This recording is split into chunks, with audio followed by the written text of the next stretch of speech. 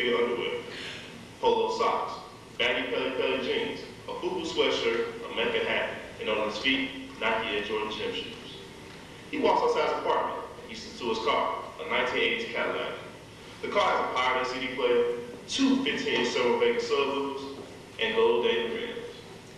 As he drives, the sunlight shines on his gold link chain with a cross pendant. It also shines on his two 1-carat diamond earrings that glisten from his ear. In his hair are fresh cornrows, and as he drives, the latest Billboard Top 20 rap jams pump out of his speakers. To top everything off, a green tree air freshener hangs from the rearview mirror. Damn, life is good. On the yard, his pants sag. He gives his boys pounds and converses in a hood-oriented manner. The words dog and my nigga frequently come off his lips, and he chills at the black hot spot, a tall piece of wood, dressed in black designer fashions and lavish jewelry, with a dope ride, a symbol of the millennium black man. But on the way home, he decides to drive through the Caucasian part of town, hoping to save a little time. With the music blasting, he is an easy target for Uncle Jake and Mr. Charlie, otherwise known as Your Neighborhood Pigs. It's the 31st of the month, and the quota just hasn't been met yet. Upon stopping the young man, they notice the car, the jewelry, the music, the clothes, and Mr. Charlie asks, "What's the deal with the costume, boy?" The young man, ignorant of true culture, but not of reality, realizes that any aggression can get 41 bullets in his ass real quick. He simply states, "It's part of my culture. That's why I dress this way. That's why I drive this car. That's why I wear these jewels. This is black culture." It's a funny story, ain't it? But you wanna know why I like it?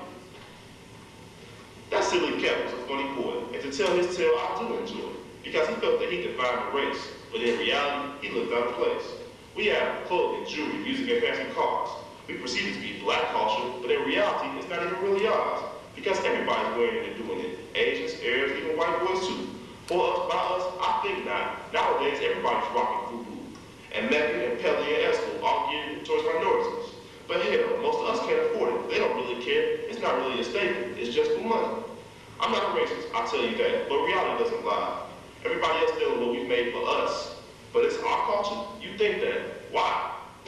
White girls rock our dreads, white boys give you that. They'll call you they nigger, and your dumb ass will clap. But it's all good, because one day you'll see that all that colorless stuff was just a false reality. When you turn on BET, every rapper looks like Eminem. Yo, but I love that fool's music. No disrespect to him, but hip-hop is hip-hop and not hip-hop and not hip-hop rock. So tell Limp Bizkit and Corn out there to get the hell up off my block. You let somebody run wild in your house and they'll take over. This is true. We let our houses of rock and roll and jazz and blues get infiltrated. Please, not hip-hop too. To end this though, look at the similarities that you see on TV. People like Fred Durst and Limp Bizkit remind me of the greatest black music thief, Elvis Presley. And all that garbage jewelry, those jeans that you adore, there's a little old white lady whose husband just died. Believe me, she got more. And she has a better car. She probably one that even drops. And even when she drives with an 80-year-old self in three-wheel motion, she ain't gonna get stopped by the cops. Our culture is the culture of the world, from America around to Japan. When everybody is us and acts like us, it's not our culture, man. Black folk ain't had nothing to ourselves, like other races do. They hate us but wanna be us. You go and figure it out. And we had to come up with something new. But why bother? It'll just get jacked again and become a commonplace. So keep wasting your time, your money, and your energy, because you will never define the race. Welcome to Oratorical Confabulations. My name is Eugene Johnson, as I stated earlier, filling in for Sporty King, who not here tonight. Tonight, the Rock and Writers bring you our final performance of the year, our final conversation with you. And that is what Oratorical Confabulation is. A conversation that this evening, the topic, as we have chosen to use our voices and gifts to spotlight some of the injustices and inconsistencies in our society and in our system. Yes, tonight, we claim to make strong personal statements, of how we see the world where we live. We also seek to offer some answers to the struggles that we all share. So please feel free to let the writers know when they express your views. Our scenes went together tonight, pretty much like life itself, a non-stop video that plays itself out in the end. And, oh yeah, as you can see, we've gone high tech, or at least some tech. to bring you our message. Sporty could not be here to embody, but he feels, and we feel, our message should come to you as one. Thank you for your support of the Haraka Writers.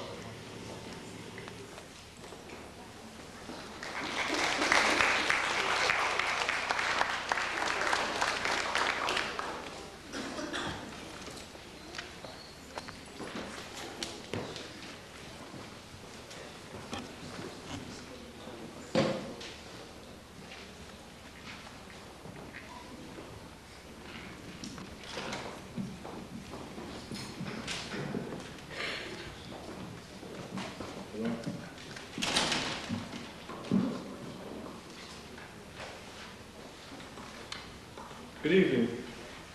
I'd like to thank everyone for coming out to Oratorical Confabulations. Can everybody hear me?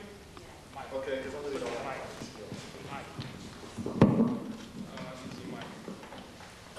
piece I'm about to do is entitled Haraka is a Militia.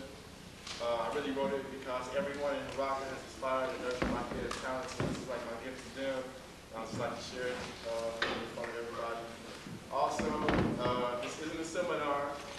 You know, you really feel somebody's poem, you know what I'm saying? It's all right to say yeah, you know what I'm saying? Let's call out during their poem, that's cool. Also, feedback is appreciated during intermission and after the show. So, without further ado, Haraka is a Militia. Words are as powerful as bullets. Keep this in mind when you load up your chamber with anger.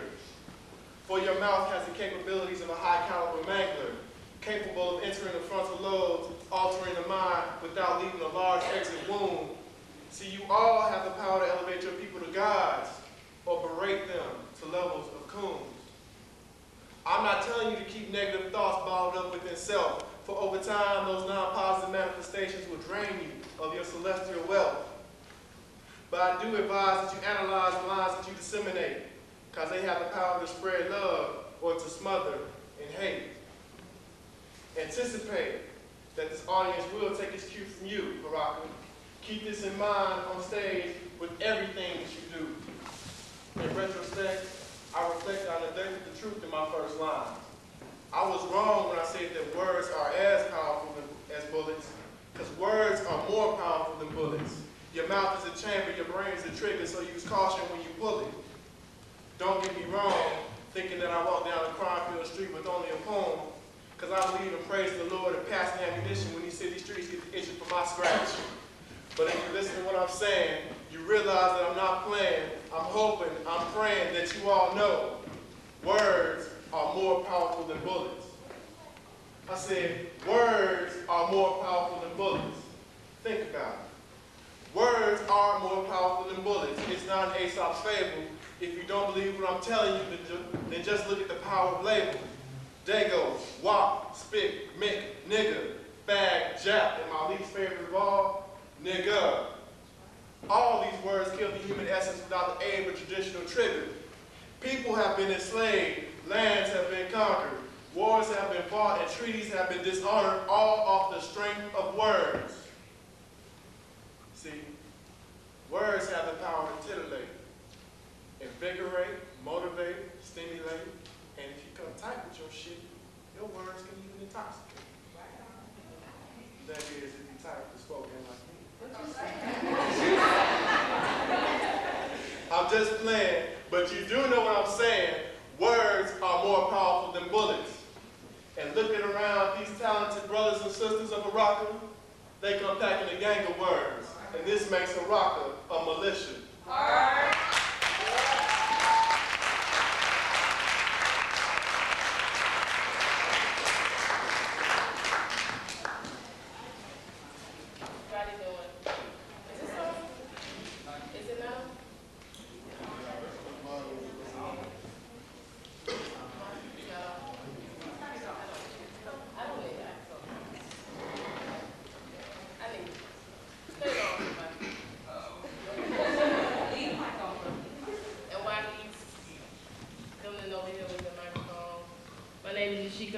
And I'm a graduate student here in the Graduate School of Management. First year at Purdue. Shut up. All right, the poem that I'll be doing tonight is called New Beginnings, and it's about the resurrection of the Black family.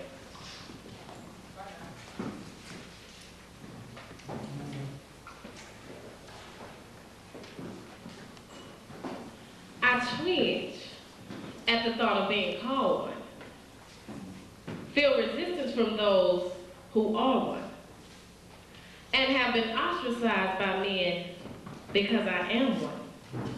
SBF, or for those who hate acronyms, single black female. We are now making up our own minority population since many of our counterparts are either straddling both sides of the fence or looking for greener grass. Our worst fears are becoming a reality as our strengths are becoming our weaknesses. Confidence for arrogance, assertiveness for bossy, intelligence for being a know-it-all. I could have never imagined that 50 years ago, when the black man was the head of the household, that now the black family would be in such a state of dismay and dysfunction. Kids are raising themselves through television and friends. Family is no longer the tie that binds. The SBF has now been commissioned to look out for the family's best interests, go to work from 8 to 5, cook and clean, and steal morals and values into her kids, while still dealing with the lack of respect for the job, while working 150% harder just to stay on pace with coworkers. And what about dealing with trifling men?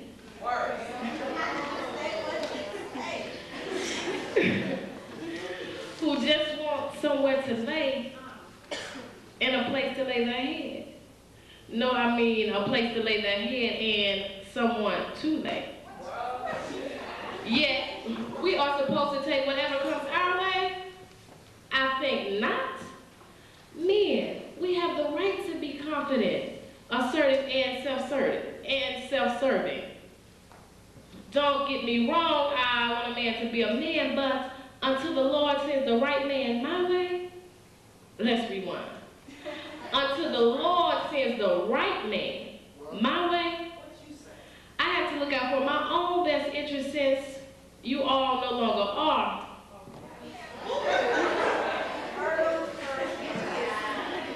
So, black men, straighten up your act. And don't be intimidated by my strength, yet capitalize on it.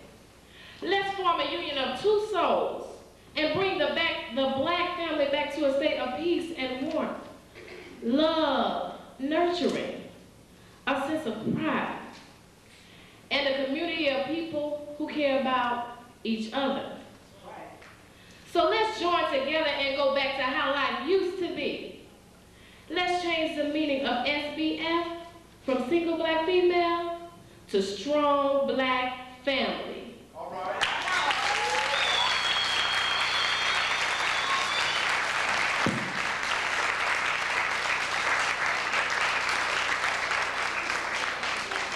Everybody?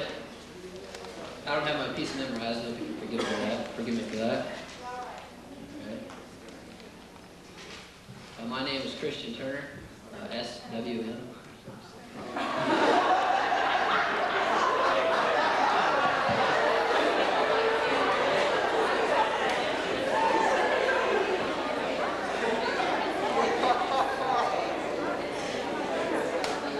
Okay, I see all cultures moving into a more spiritual culture in the future, and so the title of this poem is called The Same Evolution. What I'm about to say should be known to all. If you don't believe me, you may fall. Fall away, I say, from an entity of which we are all a part. For instance, when you have a heart, you begin your start to share something beyond us. Haven't we always pondered the magic when we fall in love? If you think there's no change, it's quite tragic, because the magic is not strange, and you won't be called lovingly. You will eventually be spiritually. We don't need to be only spirits in heaven, because God called us to love here on earth, with our eyes on things not of this earth. so we could give birth, evaluating spirituality's worth. So it seems love and spirituality go hand in hand. So to be in its band, know the meaning of their dreaming. For a land where love becomes the spirit, and meaning comes from the love in it. And if this is not the recognition, please know spirituality's condition, where God is the source, and love puts you on that course. Yeah.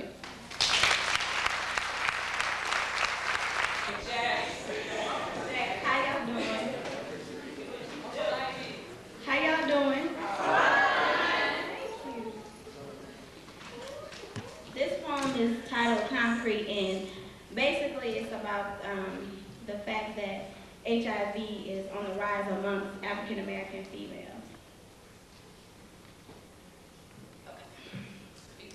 Making crank calls, considering someone yours when they couldn't even recognize your last name.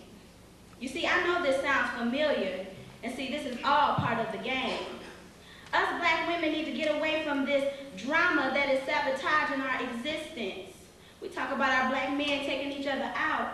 Well, what about HIV, in which we are leading? Am I making sense? So your man creeped on you, and now you hollering, he knows where home is at.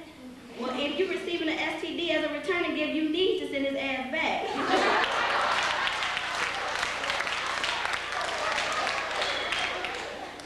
Too many times I hear females bashing each other over a man that means none of us any good.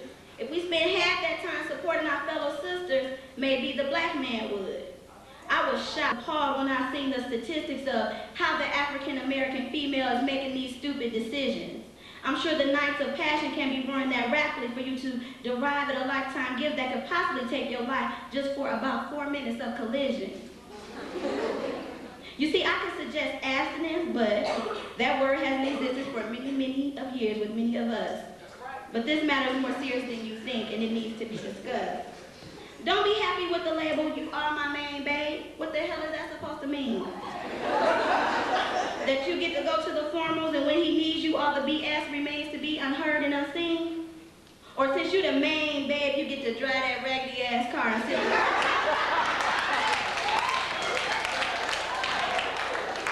You see, the only thing you need to be looking for is the only babe. And if need be, you need to be blunt. You see, I know from experience that many times the heart crowds your better judgment and all you want is a little affection. But in order to get that, you don't have to go all the way with every man that comes by. Have some respect about yourself and choose another direction. See, now I'm not trying to hate on the man game in here, because I know many of y'all like, damn, there go my ass for the night. You just gonna have to work a little harder. Research don't hurt you. You do it for class, do it for your life, so the first time you get it right. You see, man, you have to watch the direction you point that thing. Everything that looks legit ain't the shit, and everything that the scene ain't clean. When you cheat on your girl, you're not only gambling with your life, but hers as well. All because you wanna, well, you know what I mean. I know that we outnumber men and supply is running thin. But take in consideration that some of these boys don't want women, some of them want men. That's right. Didn't you step on my toes?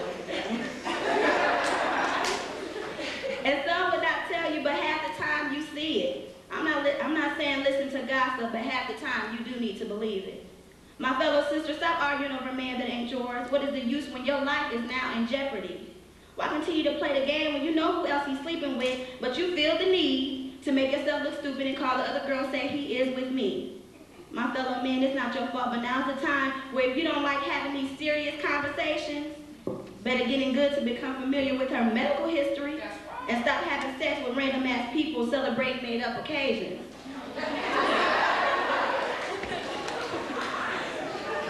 Black women, this hasn't changed the fact that we built this country from the sweat off our backs and the prints from our feet. And nobody, no statistic or man-made machine or disease can take that away from us, not even HIV. Thank you.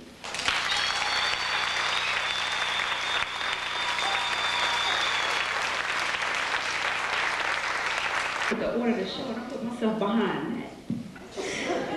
Set myself up for failure. I'm Yvette Brown, for those that don't know. And this poem is entitled Breathing While Black. And I'm sure everyone is aware of all this mess that's been going on. People get shot just because they want to pull out a wallet. People get shot just because they don't want to take part in undercover operations for the feds, things like that. You know what I'm saying? Little 6-year-olds come to school with guns, because I know some of y'all probably did anyway because y'all get out. But just try to follow along with me. Breathing while black. To fill my lungs with the draft from the angel's wings is a slap so harsh it stings. To breathe, to need this precious thing, life. Would rather watch it drip down my tired brown arms, let go and slip from this hellish abyss, purse my lips into a kiss and embrace death before it can embrace me. See, it's a sin some will never know, only detected in the darker shades of the rainbow. It's a pain inflicted by the prism science says we're splitting. Just so you overstand, they say all colors encompass this perfect white light. And if you aren't this whole, you for damn sure ain't right. See, this is a crime some cannot understand. Say I'm cursed, descendant of Ham. I don't agree. I don't carry a curse, but an accusation. Spoken from lips in a thin state. See, their colorless words make me want to take my time and purge my soul and will of their hate. But at times it makes me want to take my tinted disperse into the atmosphere because they say darker skin has outlived its purpose here. See, I want to rid my body of this precious gas and escape life. They say he should have averted his eyes, dropped his head, tried to join flesh to mortar and brick of the nearest high-rise or brownstone. Maybe this would have camouflaged the brother's earthly skin tone. Someone should have taken the brother and pulled him aside. Maybe these precautions could have saved his life. But these rules couldn't protect. He just got served 19 shots, a simple plan of attack. They say it was that nigga's fault. Didn't the monkey know? Just like driving, breathing's a crime when you're black. Thank you.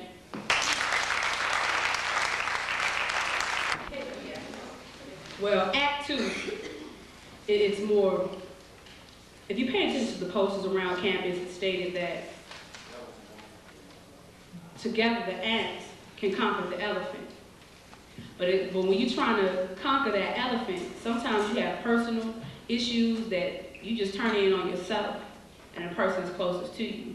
And this section of the show covers parts of that. It's basically about our relationships with each other as people, not as man, some as man and woman, but just on a common level. So with that, I'll call to Mexican Strictly to the stage.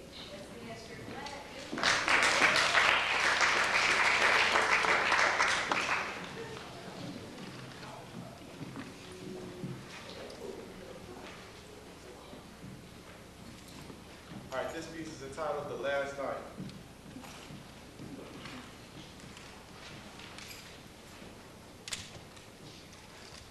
When I first met you a year ago, I was single. You had a man. Flash forward to this year, you single with plans to mingle, so I can understand. You weren't looking for a relationship and neither was I.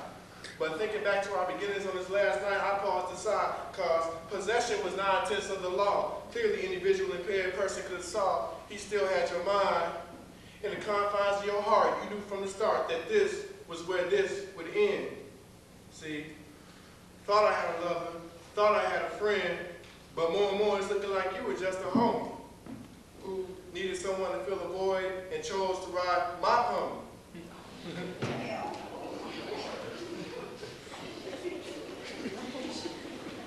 Was this the reason you chose to hop up on me? You ain't even hearing me because at night you don't dream it's Sony. You dream you ain't lonely. Wishing he would keep it real, stop acting phony because you his one and only, right? To this you may answer yes. They say that true love deserves a test. In this case, I guess I was a failure. Because in the beginning, we both knew the answers to this exam. See, the rules were quite simple with no need to cram. Simply stated, you weren't looking for this, and I wasn't looking for that. But together, we were starting to find this, that, and the other. After steaming up the windows and sweating under linen covers, I'm left feeling discombobulated. I hated more and more that slowly but surely it was you that I was beginning to adore. When you told me that you felt something too, that's when I did something that I usually don't do. I let the ice melt. Being genuine and heartfelt, I let the ice melt. The ice that encases my heart, the ice that keeps pigeons, chickens, and occasionally good women away. See, this ice forms a barrier between me and them, so with my emotions they will not play. Entwined in confusion, bounded by illusion, I feel mad crazy letting this ice melt for you. I'm left feeling stunned like a smack in the mouth, left tasteless, wondering how I was bewitched into catching feelings for you when this whole encounter was so fugacious. As we kiss for the last time, you probably think it's your sweet taste that I'll miss at the end of this night. I hate you!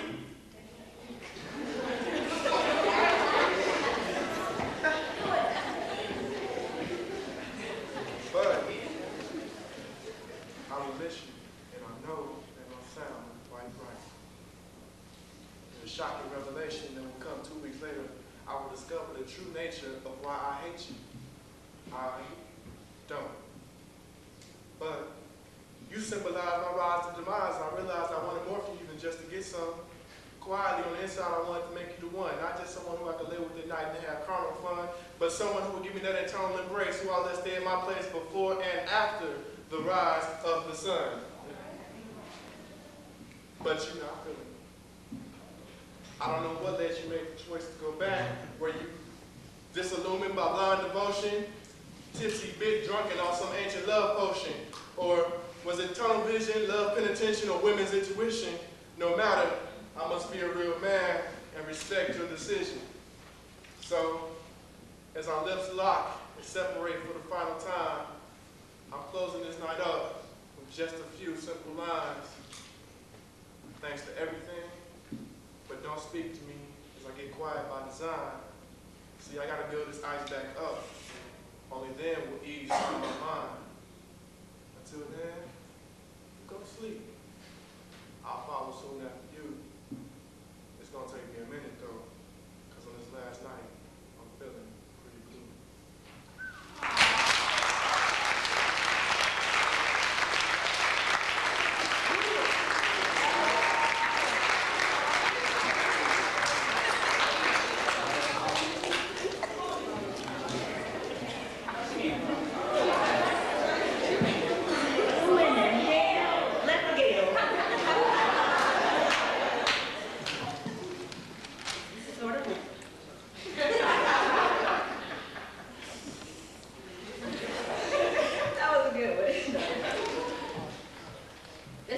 This is why I have no explanation for this. I just wrote it.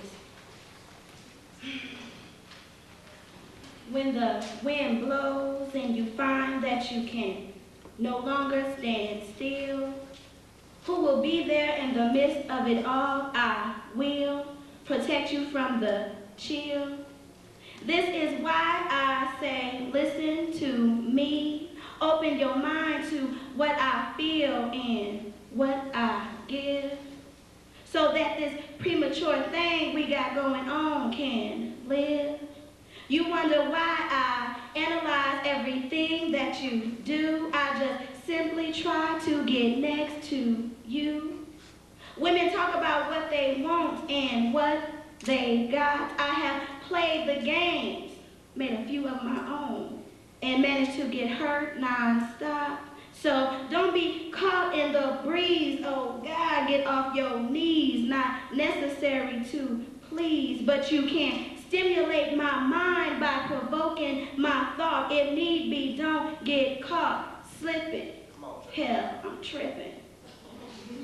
Can you see the strength of my ancestors revealed in me? But you can't feel me if you can't see me, because you disrespected me. This is revolutionary. This is why I say, listen to me. Can you feel my energy coming rapidly for you by me? Come on. My sisters want you to listen and beware of this distorted image that we carry of the black man. Rescue us, put us up, and make us understand that there is no one better than us to you, to me, than you. Feel this knowledge coming through. Black man, I watch the wave the way that you walk, and can I be down? Your need for honey and your fight for life, black man, please keep me around. So don't be intimidated by my need to be outspoken, cause I say what I want and I say what I mean. I have been intrigued these last several months and I like what I see. Y'all, I'm trying to keep this shit clean. That's right. You see, something in my soul just ain't right. I stayed up cause I was tossing and turning all night, wondering when will all this anticipation work itself out. So if you can't handle me, then don't get near me unless you are ready to shout. Hallelujah, my black woman is still by my side. This is why I say, listen to me, baby, I am all that you need. Thank you. That's right.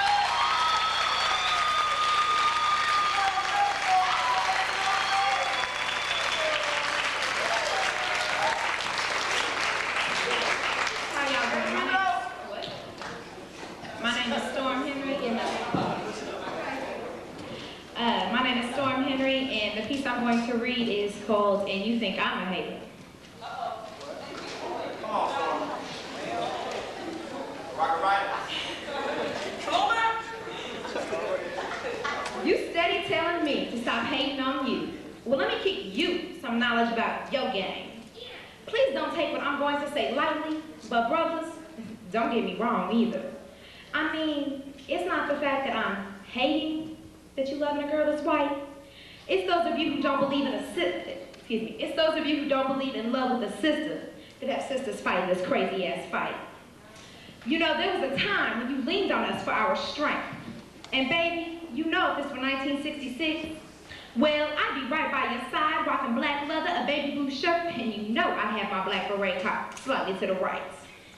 It was my strength that got you through those hard times. But now in 2000, it's this mainstream elective affinity that you seem to have picked up. Well, like I said, that's the cause of our fight against each other. And I do hope that you don't truly think that she is more beautiful than us, because you always come with that lame-ass excuse that we are stuck up, or that you don't want to get with one of us because you know we won't fall for them games of yours. Well, I guess my question is, what is it about her? I mean, you swear up and down you want her to have a body like ours, but yet you calling yourself loving her blonde hair, blue eyes, and white skin. Don't you know how beautiful black skin and coarse hair is? My mama once said that a man would love me because I'm so strong, and I will not allow a man to walk all over me. I'm a sister that'll stand up to you and for you, but yet those are the exact reasons why you don't want us.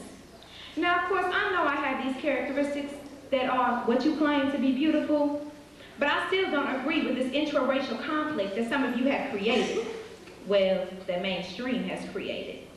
We can't put all the blame on you, but we can blame you for not being strong enough to stand up for your sisters and proclaim that we are true beauty. Instead, you are hating on our views and conceivable thoughts. So please, think of this next time you decide to tell me to stop hating on you, because you have allowed mainstream to completely jack up your views. Thanks.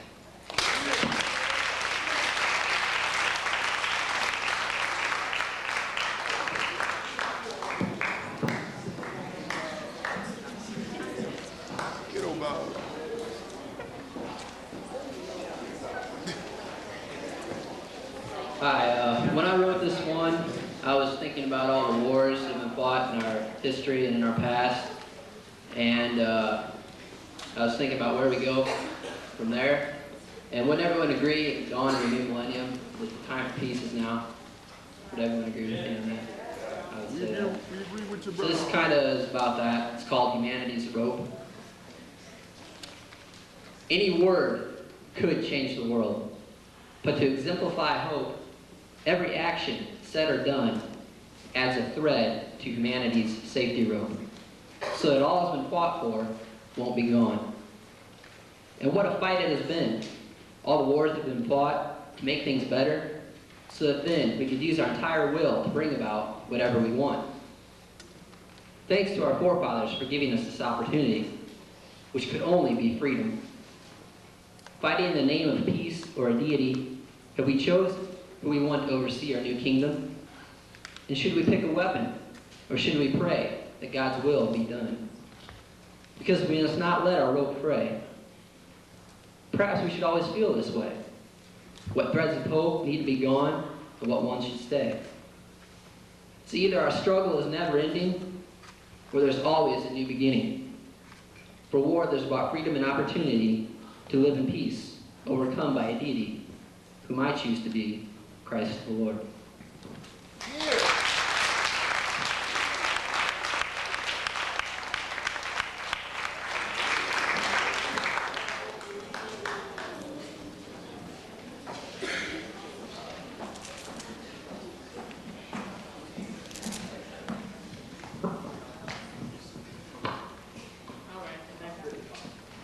The title of this one is called Wake Up, and I wrote this one just thinking about people in general. It's very easy to be friends with someone when you don't have anything to gain. Not to just speak to the janitor just because of someone who needs your help, maybe a freshman who's struggling or someone back in your community. It's just a whole lot easier to try to approach somebody that you know or somebody that you have something to gain from, like an interview or something like that. So this one is titled Wake Up. Beep, beep, beep, beep. The sound rings in my ears, carrying a message to my brain that my day is about to begin. My subconscious is yelling, all I need is just 10 more minutes. But duty calls, classes await, and one more day of dealing with this sorry teammate. So I get up, get dressed to impress, because if I look good, I feel good. Also completely aware that my every move is being monitored. Like the FBI did Dr. Martin Luther King. Why is she always looking so serious? They wonder. Because I'm in deep thought, trying to make a come up out of this institution we call higher learning. See, yes, I'm learning, all right. Learning how someone can use you until they make use out of you. But my thoughts are focused within, not on the outside. How can I make myself a better person? Better serve my God? Time, dedication, and commitment all come to mind. Continuing to positively influence others and those coming from behind you. See, my responsibility is to reach one, teach one. My blessings are too plentiful to be enjoyed alone.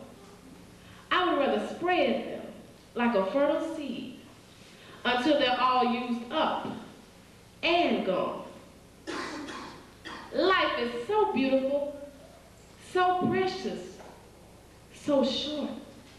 So, why waste it? Let our brothers and sisters receive the benefit of your knowledge and the lessons you've learned, offering encouragement in the face of adversity, teaching them right from wrong. So as you start your day and go out into this crazy, cruel world, think about what you're giving back, or whether you're self-indulged. Realize your full potential, and don't forget to lend a hand to the millions of others struggling to become a better woman or man.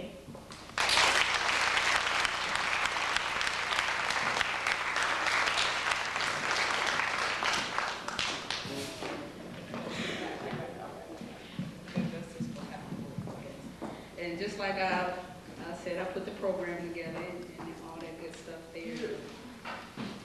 I made a little typo. That's not the poem I'm reading.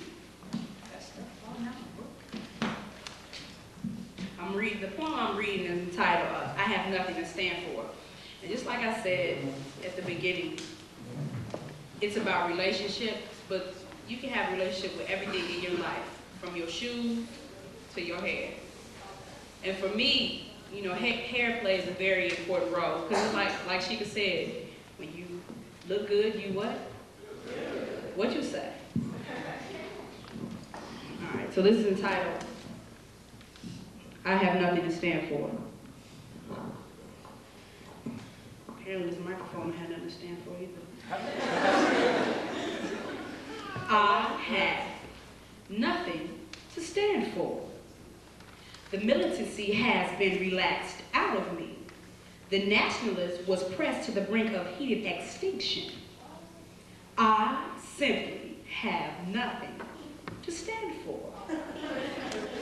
The feminist I used to be slowly curled around the rod of male invention.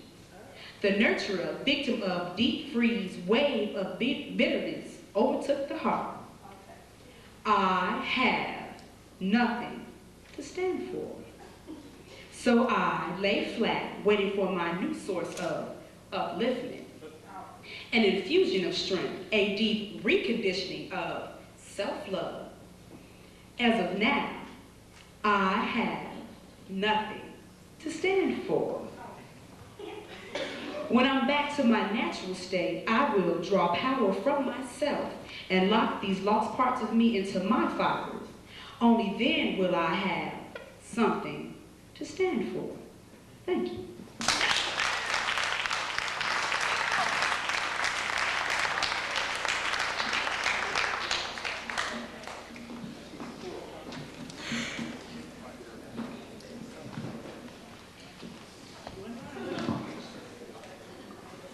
All right, my name is Danielle Wade, and this poem is called My Place. And like Beth said in the introduction, it's about personal issues, so my place.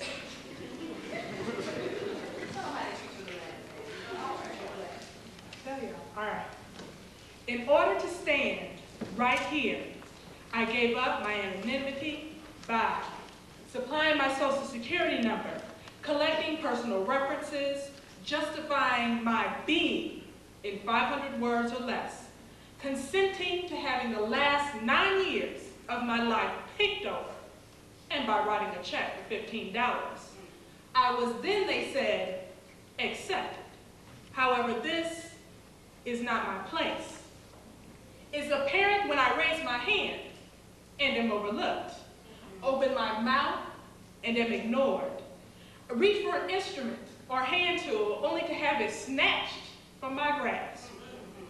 I'm not an engineer, despite what my degree may say. I am a chick. I'm not even a woman, and I figured that out after repeatedly having doors slammed in my face while carrying an armload of books, or being left alone to scale desks and chairs to reach the top shelf while Mr. 6'11" pretends not to see. I am never treated harshly, but am coddled. I never feel disliked, only invisible. And on good days, I am a novelty, representing diversity, so I'm sure to be placed where I can be seen. But I am not in my place. So when I doubt. There is no one to encourage, support, or to say, fool, you tripping. There is only me, wondering why I am determined to make this out-of-place location my place. Thank you.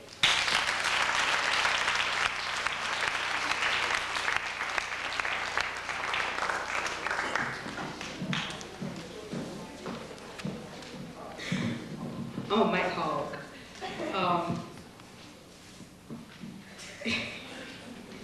It's intermission, y'all. So it's a little punch out there.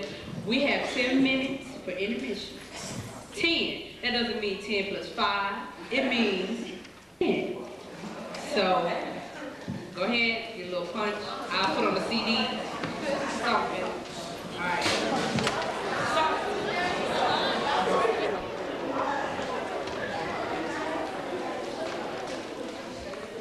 All right. Sorry, we ran out of cups.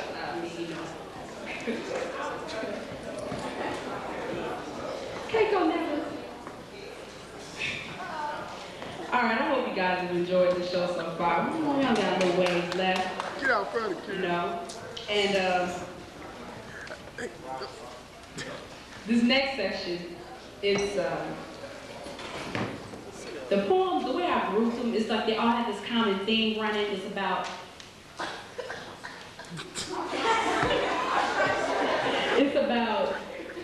self-revelation and just realizing who you are and some of the things that are going around you, and just coming to your own reality about a lot of things.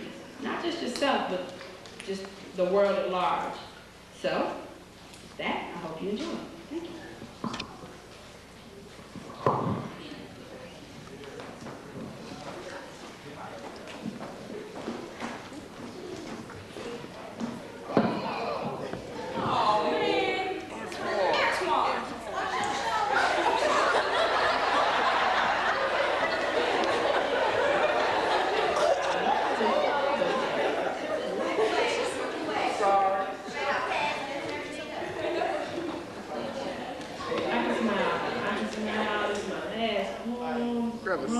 Y'all know what that means? It's some hype.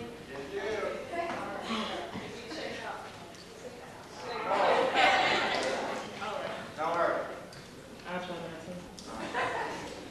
Okay, the title of this poem is Revelation, and I came up with this the first day of my job last summer. I was sitting at work and I didn't have anything to do, waiting on somebody to give me an assignment, and I was about to start graduate school, so I wrote a poem, just basically a commitment to myself saying whatever happens, I won't get down, etc., etc.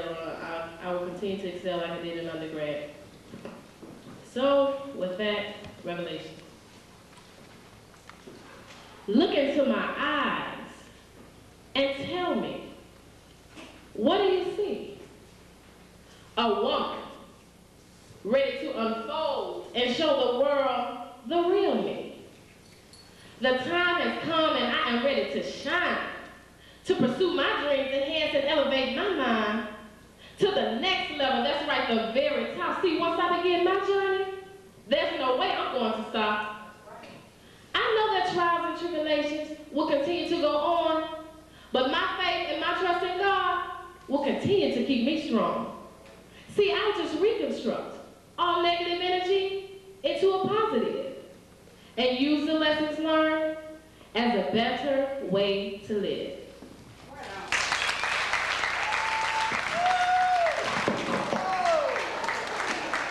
I tried to do that. And the party is tonight, aka, okay, plug.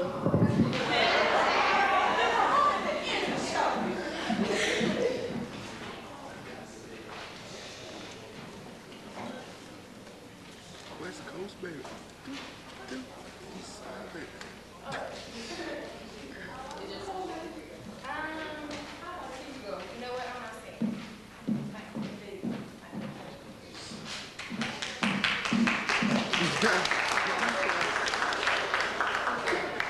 Okay, this poem is entitled Ghetto, and I basically wrote it because it happened in a time of my life when everybody said that because I was so light and where I came from, I should stay where I was and not try to push forward. Wow. Ghetto.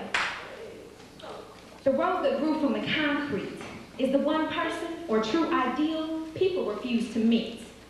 Why was it that no one could see the harm that they caused me? Trying to clown and belittle me. When will they see that thanks to them I pushed to show them what I had in me, what I would one day be. See, I was the rose, and the concrete was the inescapable ghetto. But I pushed and broke free. I became strong, held my head up high, revealed what I had inside, and no longer let them get to me. Thank you.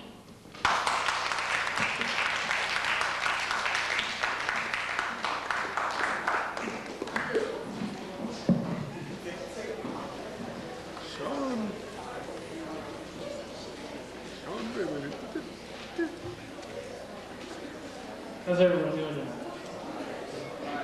All right. The title of this piece is Soul Conspiracy, and what inspired me to write this was a movie called The Matrix. You've heard of that, but there's a scene where Trinity, this woman that's going to talk to Neo, they meet for the first time. And, she basically explains to him that there's a conspiracy going on for her soul, because as you noticed in that movie, people were kind of programmed to believe what they thought was reality. But there's a real soul conspiracy.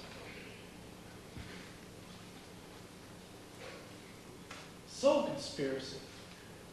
That's foolish. There's no such thing. Weak people form conspiracies about everything. Nothing like that will happen to me. I know the here and now is my achievement. Who do you think you are telling me that this devil is behind the conspiracy for me, working subtly and silently in the status quo? You're nobody special, but now you're getting all holier than thou? But wait, something's amiss. Who urges me to kiss you and see you naked and have you here now? These are my mind, my flesh, and my emotions, appealing to and using to them. But it's me, too. I know who you are now. It was you all along welling up this blinding pride and raping me in this deceiving comfort. Get away from me, father of conspiracies. What gives you the right to use me against myself? Because I've been freed from the matrix of pride and ego, from the true Neo of all time who saved me. I know your conspiracy. You are through.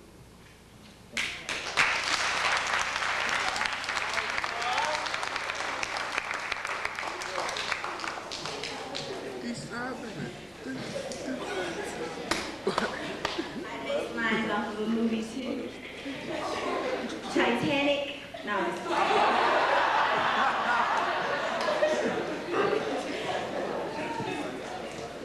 Now this is a little serious. No more jokes for me. I turned over my life in the last 10 minutes.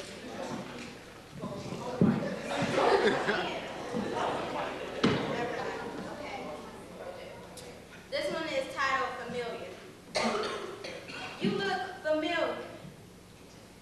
I think I've seen you somewhere. Your voice, it sounds familiar. I think I heard that before. Oh yeah, I remember you. I seen you over there in my country. You brought my people here to build this country, you know, to fight your war. Oh yeah, I seen you. You are my people's worst enemy.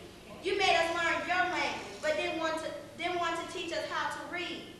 Yeah, I know you. You laughed at the way I talk. Well, hell, I have my own language. So why do you want me to carry your seed? You try to make my people feel that European features are beautiful and that it is the only feature appealing to the eye. You see, stranger, that is where you made the wrong turn. So now that you have corrupted my people, I just want to ask, why?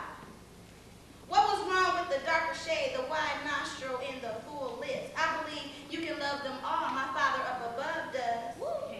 You see, I have been dark my whole life, you know, appealing like hot chocolate that keeps you warm. My grandmother was dark, my mother was dark, and my father was. You see, people, this racism within our own race is the outcome of all this madness. You need to love all your people the same, because this black-on-black racism just brings destruction and madness. You say the white man is stealing your chances because of the color of your skin, when at the same time you discriminate when finding your own soulmate. And say this job you didn't get because of the color of your skin needs to be investigated, when at the same time your organization is heavily segregated. I am simply saying that we have enough people saying that any and every feature we have isn't good enough, isn't bright enough, isn't pointy enough. Black people love all your brothers and sisters equally. That's right. Become familiar with your history to prevent living in misery. That's right.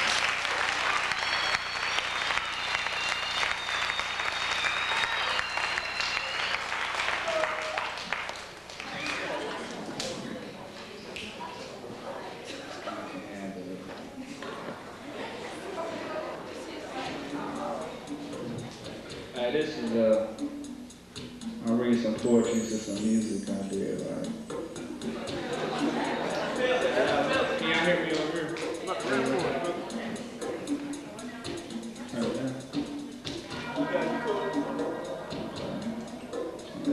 You cool, man. You cool. My name is Dory Henry, and this poem I'm reading today is called Dream.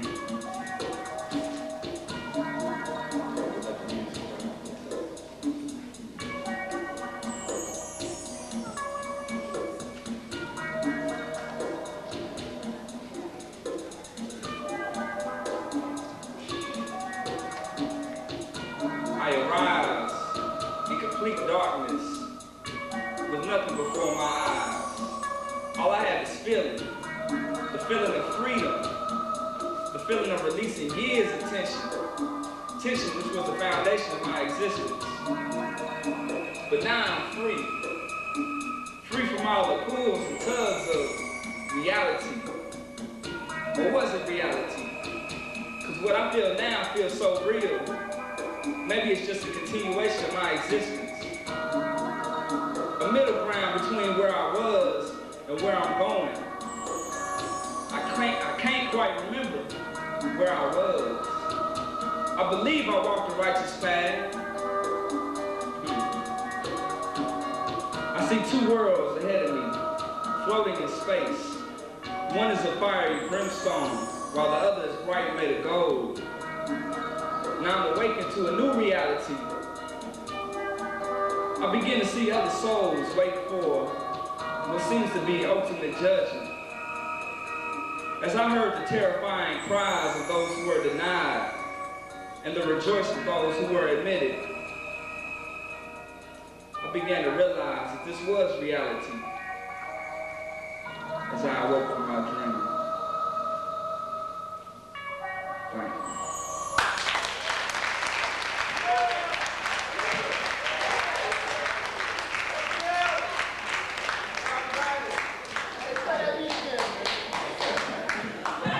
I keep setting myself up for failure after failure. Yeah, right, Whoopi. Okay, I got confidence. I got a little bit too much. He's already No, got no. himself. You know.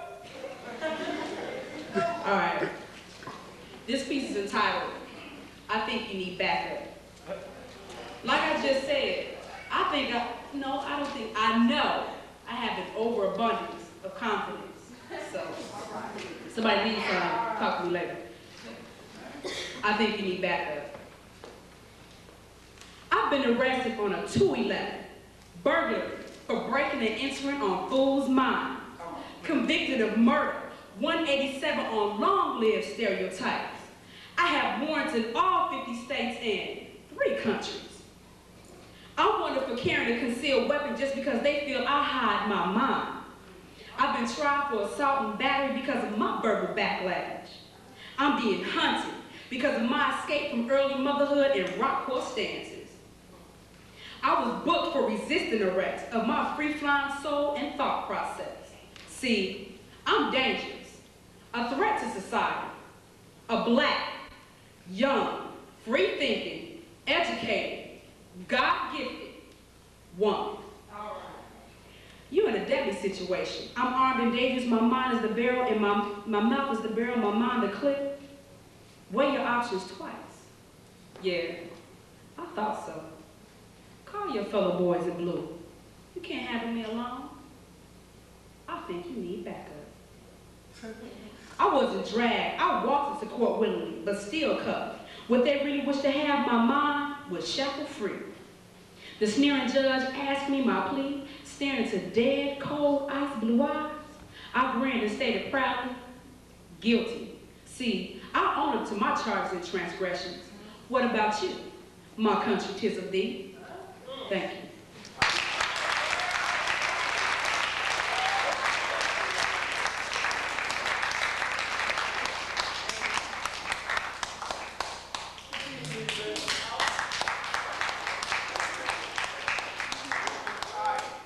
And to this last section, to wrap things up, we're trying to drive home the point of unity, strength, and finding what we need in each other. So, hope you enjoy.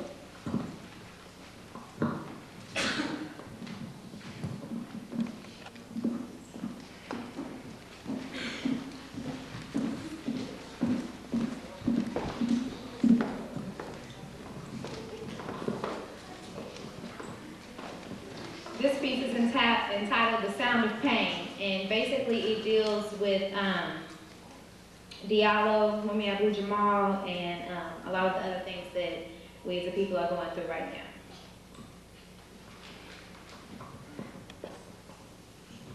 Silence beats down, kind of like rain, only harder, sounds more like pain.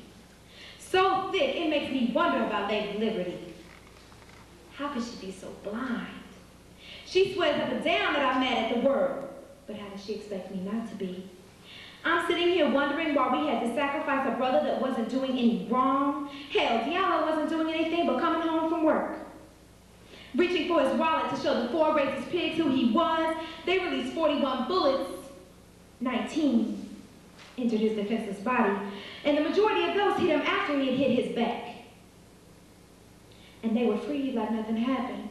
Somehow, they must have been justified.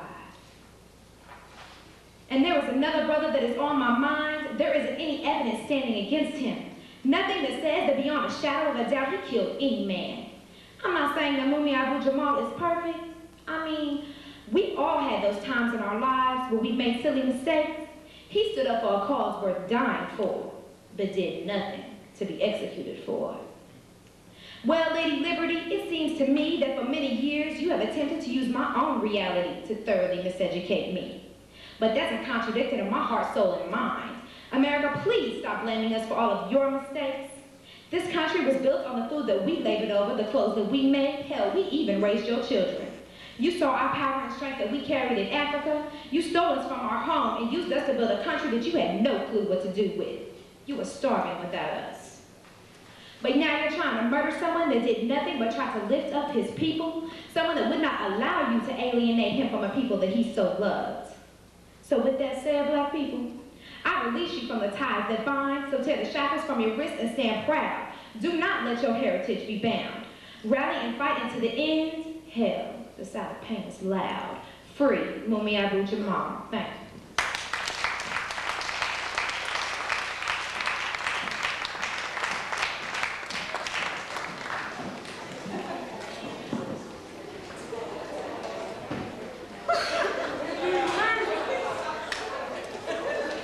I forgot to introduce myself, I think, the first time I was up. My name is Sean Sullivan, and this has been my 4th semester with Haraka. And this is going to be my last performance as a Haraka. I'm not through it. Myself and Anthony White of New Directional Players are going to be in a play, upcoming play, spring production on April the 15th. April the 15th. It's not up. And the title of this piece is called Being Human, and I was inspired to write this by a guy I saw in Indianapolis last fall. I saw for the space of like 2 minutes, this bum just sitting outside a Steak and Shake. And he was just a tin cup, had nothing really to really live for. And I was just watching, people were laughing and ignoring him, and what was going on in their minds and his mind. So, being human. One of the easiest ways to kill a human being, and not necessarily go to jail, is to pretend he doesn't exist. A lot of us will walk past common street bums like this one, without even turning our heads. Or maybe we'll turn our heads only to laugh at him behind his back.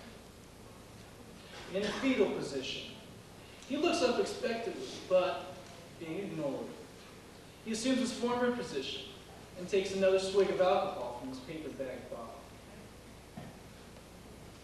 But what could be worse than looking into another person's eyes, see that he's in need, and only give him what you want instead of what he needs?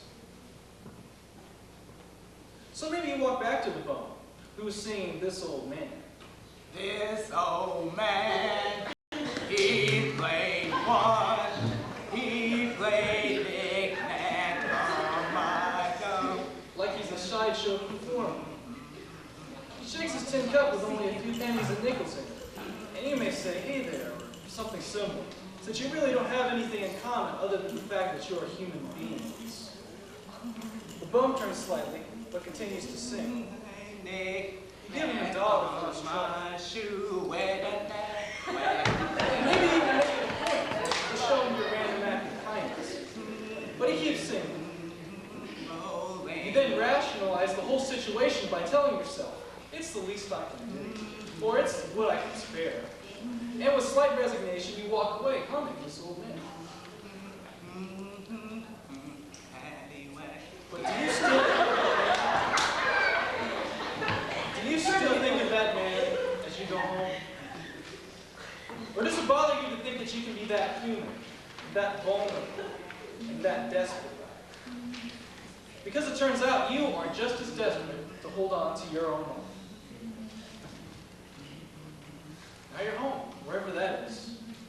You're warmly greeted by family and friends and welcomed inside. Meanwhile, the bum looks out into the street from his home, a downtown alley, still singing this old hymn.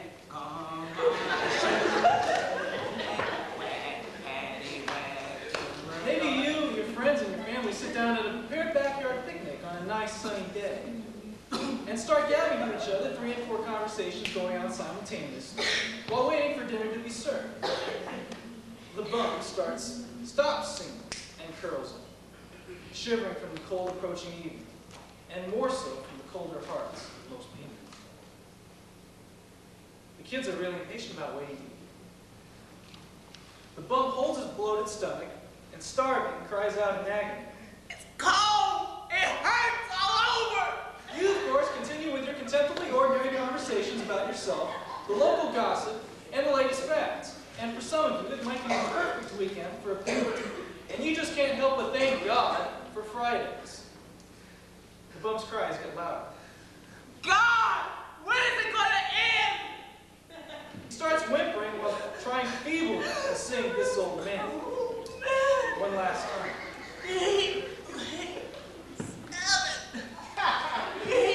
Eventually, he gives that up and just cries for help. Help!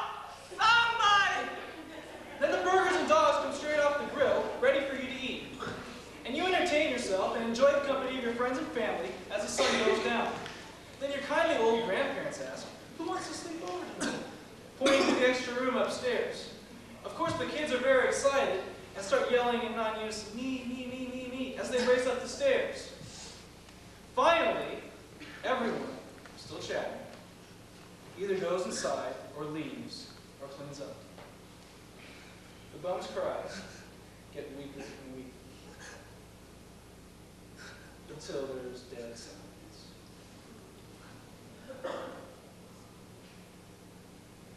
And your family had no idea. Is it really worth saving your own life when someone else can't save yours?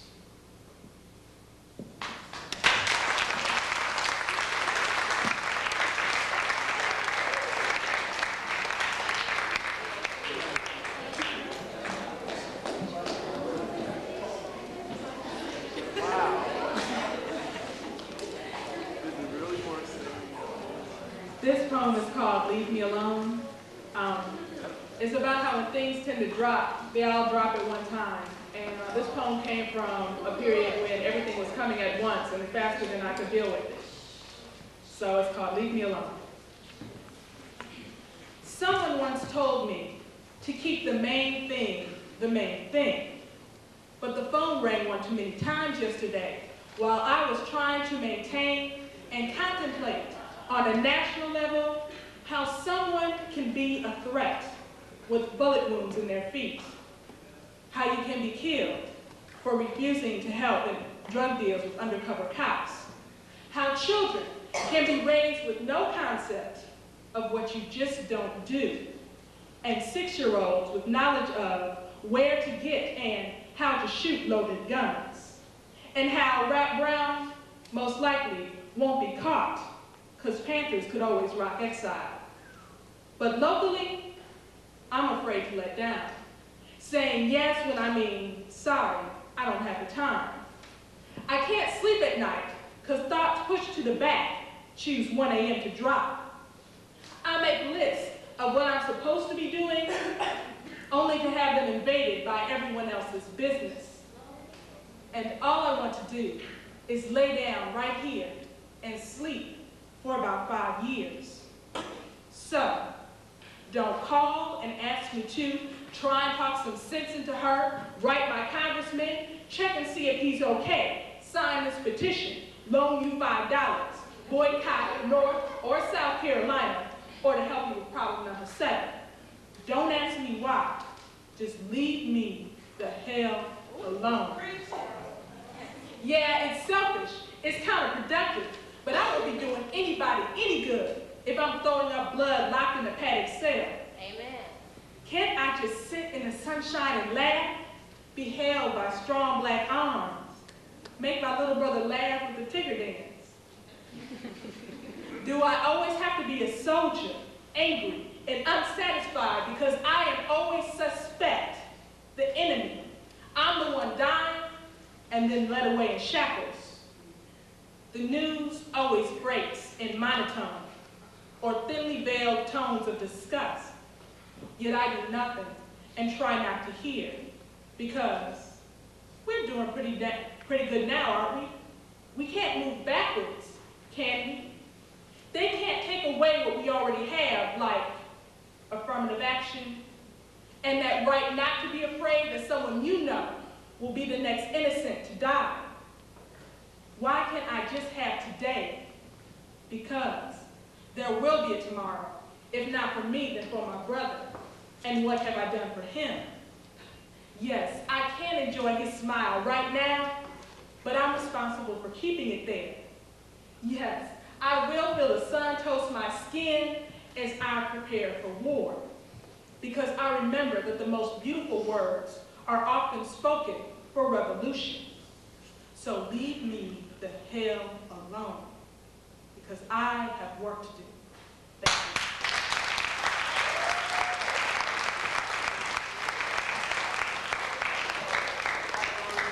Can I see the ticker dance?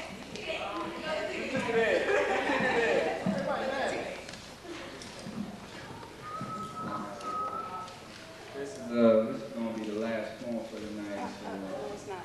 No, it's not. It ain't. It's one word. You added one to the list? We got to do 40's poem. Oh, well, my bad. It ain't.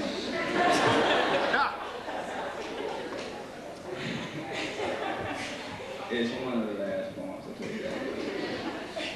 This poem is called Phenomenon. And what's funny about this is I got, well, first of all, I have to thank God for the poem. And then also thank the people God works through for the poem also. You know what I'm saying? So, Phenomenon. What is this which surrounds me, encircling me every which way I go?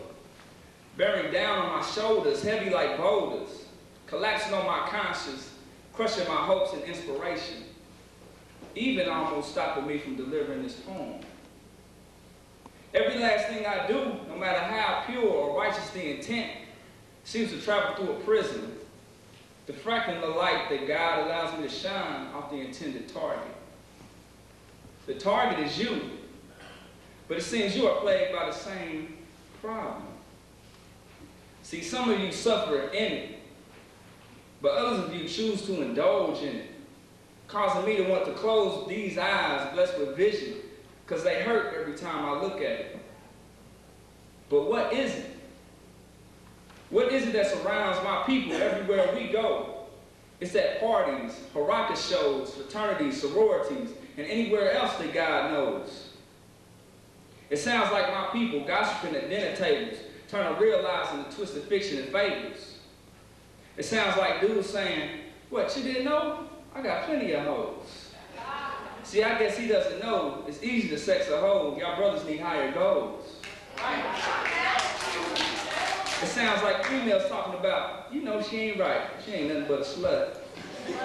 They never shut their mouths talking behind each other's back. I guess they don't realize they twins in the way they act. They despise their own reflections, therefore despise themselves. It looks like dudes who put more effort on their outfits than they do for class. I mean, they'd rather look good and fail than to look bad and pass. It has the look of females who wear skirts shorter than the pencils they write with.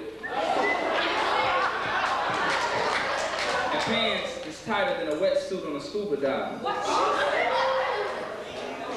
See, it smells like weed smoke from educated brothers who, silly enough, they claim they're still in the game, wearing red or blue rags. For what? I didn't know real gangsters cared about college degrees. It stinks like used sheets after foul sex. And girls, when they get through, bouncing their booties like bad checks.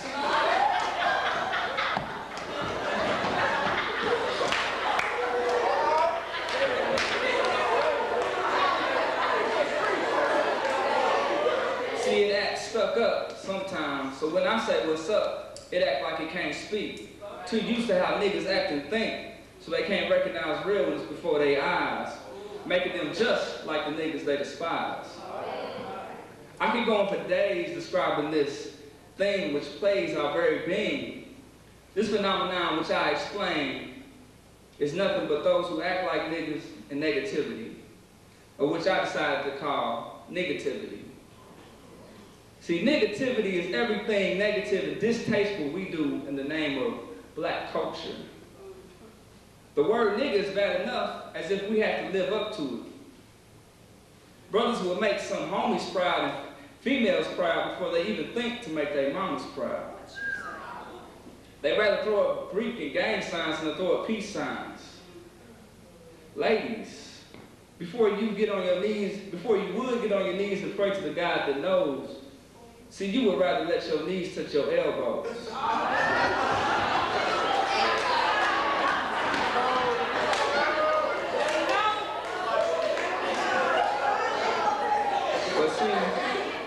But see, what's even worse than that, no bad. What's even worse is that some of you indulging in it call yourself Christians and go to church. Praising God with your mouths on Sunday, but not a word of him is spoken for another 6 days. Is that what you call praise? Some of you have chosen Christ to save your soul, but leave your friends in the dark and in the cold. Embarrassed of your faith. You went out Saturday night, on Sunday morning, what happened to your date? Negativity. Some have it more or less than others. And I'm definitely not perfect, but as you can see, I'm working on mine. So to those of you who are indulging in it, don't come to me with your negative vibe, because you're making it hard for me to survive. But if you're talking about positive growth and prosperity, then I ask you to please come and converse with me, because you are my encouragement to write the next poetic stream of thought. I end court by thanking all of you for listening, and a scripture worth remembering. Matthew 5, verse 6. Blessed are those who hunger and thirst for righteousness, for they will be filled. Thank you.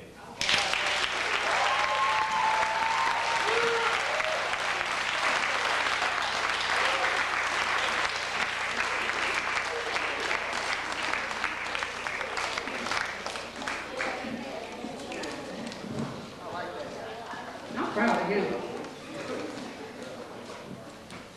That was the last poem by a student Haraka member. This piece is entitled Giving a Stand, and it was written by our artist in residence, Sporty King, and I know that he will want you all to hear this message. Just like everything that we said here tonight, it carried a message that we wanted to, bring across to you. Hopefully you got it. If you didn't, come talk to us. We'll make sure you get it. For real.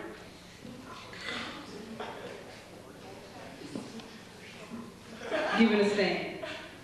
See, you can't always take one, yet your opinion must be expressed. So what becomes key is the fullness of your source. For what will happen when your voice is heard?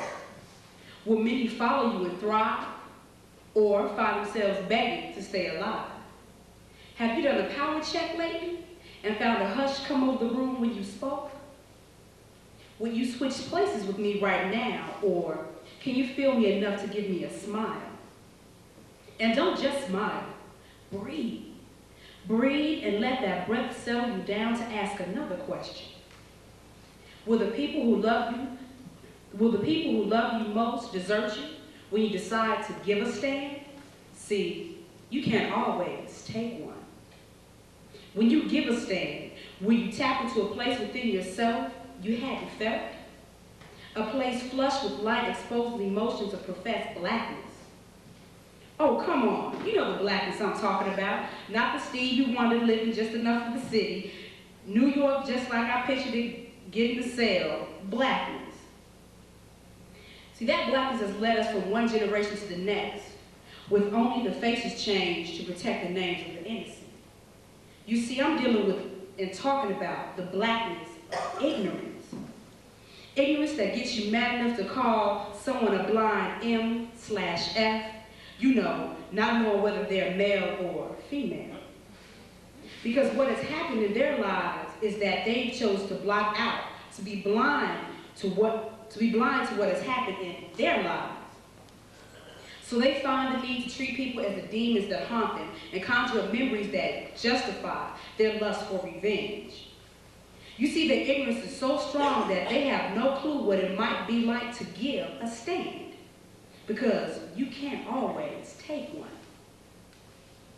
But if people like you, who decide to give the first step and listen to what we have to say, choose to give the next step and do what you have to do, what we've chosen to give you tonight will not fall upon deaf hearts. See, hearts and spirits unafraid to challenge a personal belief and commitment. You see, when you decide to give a stand, you find that your life becomes immersed in questions. And what becomes key is the fullness of your source. When you give a stand, will you be able to answer them? Thank you.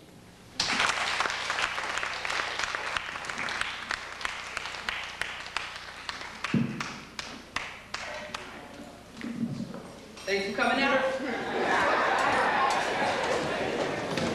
What I had to do about the show, I need to introduce all of our poets, so you know everybody by name and face, not just by their work. Watch the camera. Okay. Can you guys have a seat, please? Thank you. Thank you. We have Daria Henry, Danielle Wade, Sean Sullivan, Storm Henry, no, they're not related. We have Christian, I always forget the brother. Christian Turner, Eddie. We got Temesca Strickland and Yashika Felder. Tracy Jackson.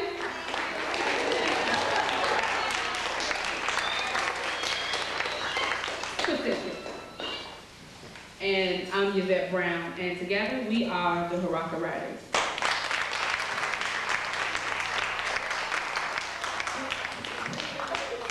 Shake your hand, you know, introduce yourselves to the poets, tell them how good you thought the works were or how bad you thought they were. Don't tell me that, though. And we all thank you for coming out and spending your time with us. I know you all probably want to go kick it, go shake it behind the party. But hopefully, like the poem said, these words did not fall on deaf hearts. Thank you.